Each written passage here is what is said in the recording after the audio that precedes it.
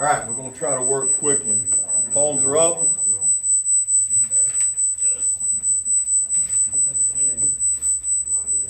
All right, so I'm going to show y'all how to do number one. I'm going to graph it. You guys do not have to draw this graph. You do not have to graph 1, 2, or 3.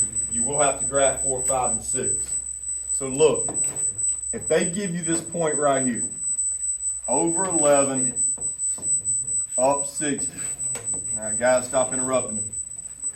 Over 11, up 60. How would you find the hypotenuse on that triangle? You did it back in middle school. What's the formula? A squared plus B squared equals C squared. So all you have to do in your calculator, y'all need to do 11 squared plus 60 squared, hit equals.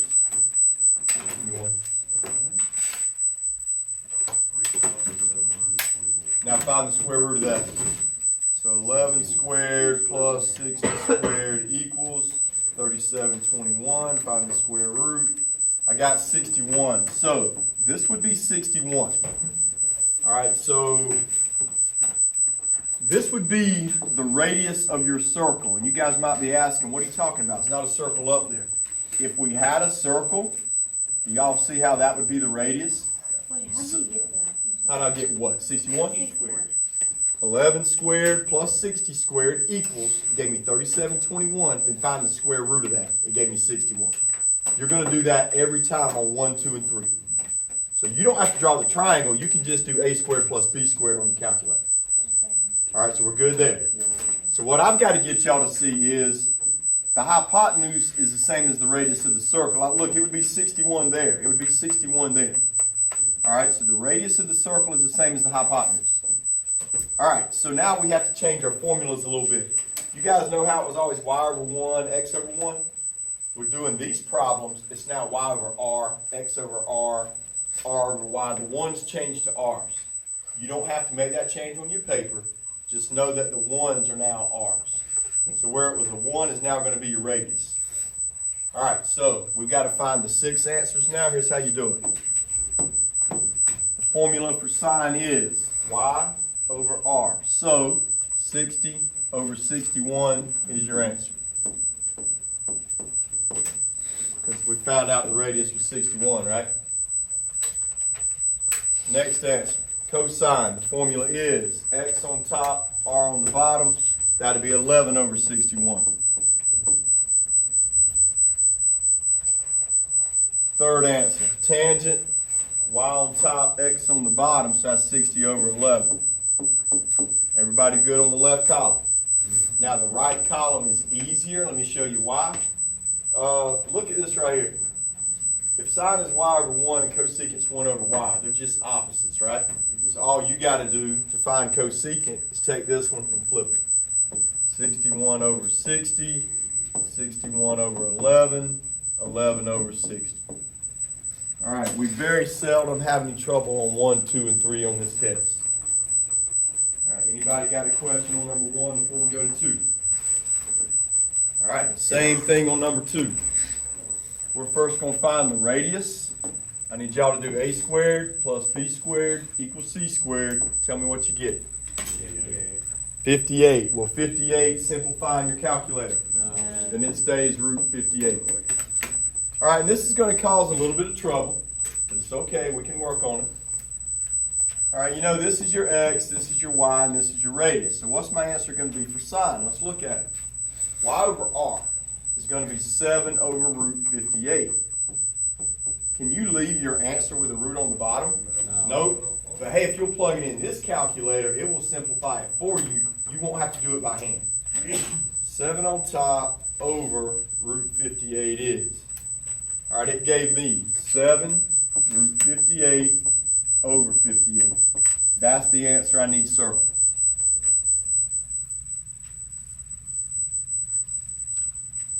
Same thing on cosine.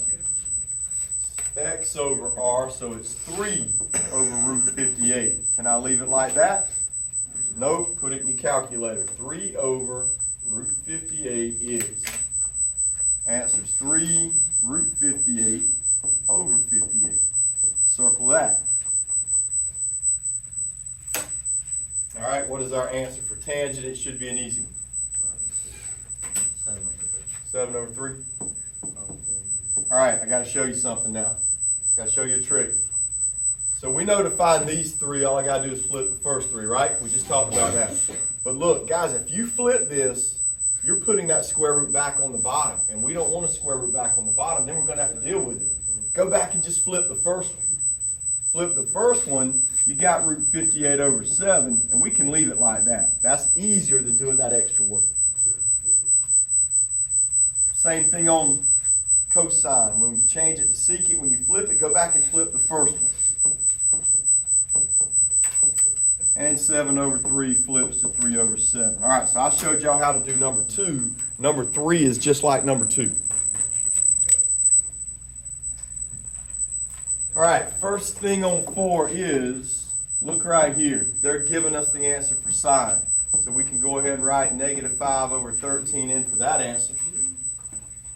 I can flip it because the opposite of sine is cosecant, and I can write negative 13 over 5 for cosecant. So they're giving you 2 of these answers.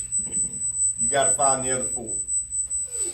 All right, so I didn't make us draw the triangles on the first 3. You've got to draw the triangles on these.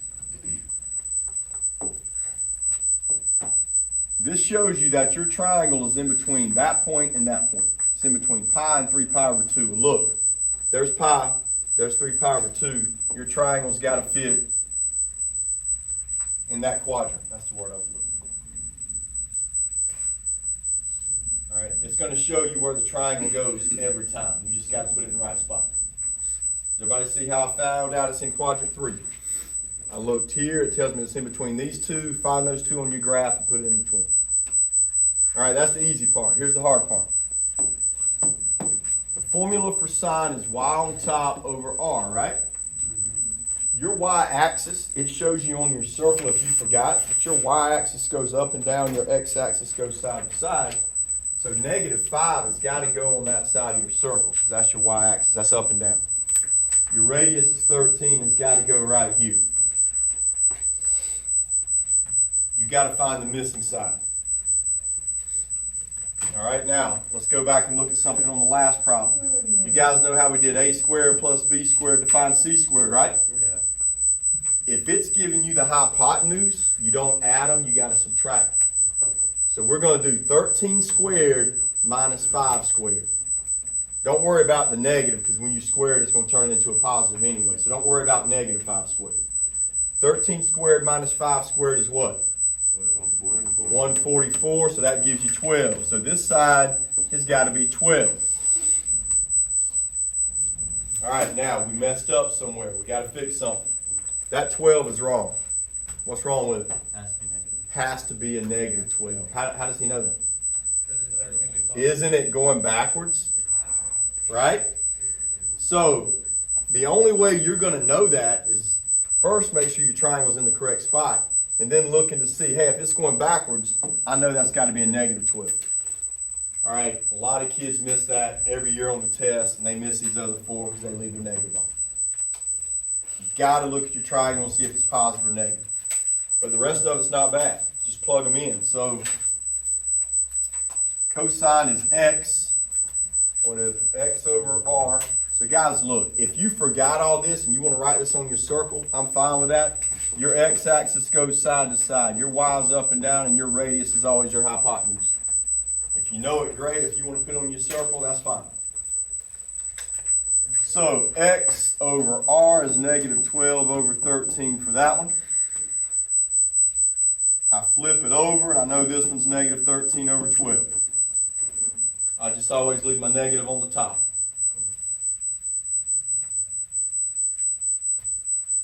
What's the answer going to be for tangent? It's y over x. What's that fraction going to be?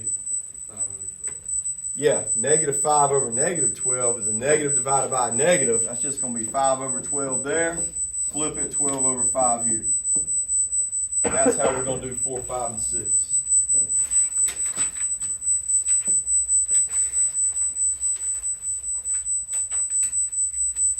Any question on 4? Let's go to 5. First step, make sure your triangle's in the right quadrant on your graph. So let's look at that. All right, it says put your triangle here in between 3 pi over 2 and 2 pi. Triangle goes right there. How do you know which way to make it? Doesn't matter. Yeah, you can draw it the other way, Braden, doesn't matter. Or you probably had it like that. Yeah, it doesn't matter. All right, so our formula is x over r for cosine. So 3's got to go on the x-axis, which is here. 5's got to go on the radius, which is there. And you got to find the missing side. So, will we do 3 squared plus 5 squared, or will we do 5 squared minus 3 squared? You got to minus them. Anytime it gives you the hypotenuse, you got to minus them. Square root of 16 is 4. Negative. All right, somebody's saying -4. How do we know it's -4 and not +4? Because it's going down. Good. You got to look at that every time. All right, and now y'all can do your 6 answers. They're giving us cosine. I forgot to write that one down. Flip it here. That's 5 over 3.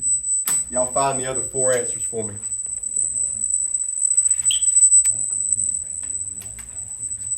All right, so sine, y'all should have y over r, which is -4 over 5. Flip it and it goes here. Tangent's y over x, which is -4 over 3. Flip it, it's -3 over 4. All right, we're good on that one? All right, number 6, and we'll take a bathroom break really quick. All right, I'm going to go ahead and write down the one they're giving me this time. -5 over 4 goes there. Flip it, it's -4 over 5 here. Straight on that. Now put your triangle in the right spot. It says your triangle goes in between pi over 2 and pi, so the triangle goes right there. All right, they try to fool you on this one. Your formula is y over x. We got to put -5 on the y-axis, and we got to put 4 on the x-axis. And I see a couple problems. All right, look. That should be a -4 because it's going backwards, right? And that should be a +5 because it's going up. So remember, you can take that negative. Remember, the negative, guys, can move to any side that you need it to move to. So you just need to erase the negative here, put the negative on the 4 and erase it on the 5. So they will definitely try to fool you on that one. All right, so this time do I add them or do I subtract them to find the missing side? You add them. 4 squared plus 5 squared. Remember, don't worry about the negative. When you square it, it's going to turn into a positive anyway. 4 squared plus 5 squared is, I got 41, so it's root 41. So I don't think that's going to simplify. See if y'all can find your 4 answers from there. Is that what you got?